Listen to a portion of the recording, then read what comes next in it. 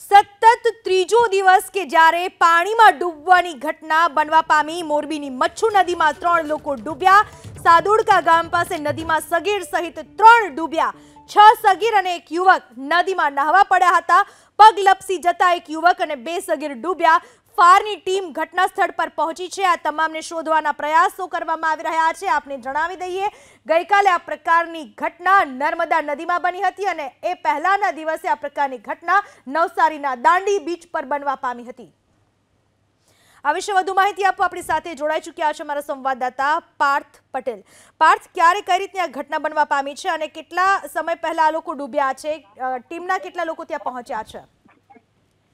મોરબીની જે મચ્છુ નદી છે, મચ્છુ નદીમાં હાલ એક તો પાણી છોડવામાં આવ્યું છે, સાથે સાથે મોરબીના લક્ષ્મીનગર ગામના જે 6 તરુણો છે અને સાથે એક મામાના ઘરે આવેલો એક યુવાન હતો, તે સહિત 7 લોકો જે છે એ મચ્છુ નદીમાં નાહવા માટે પડી ગયા હતા અને તે 7 માંથી જે 3 લોકો છે, 3 તરુણો છે એ ડૂબી ગયા હતા।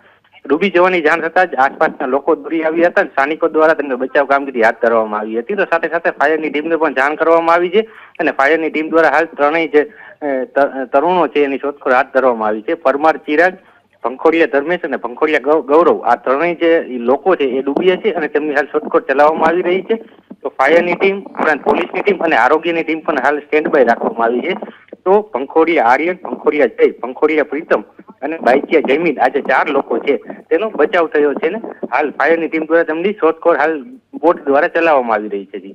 કેટલા સમય પહેલા આ લોકો ડૂબ્યા છે પાર્થ?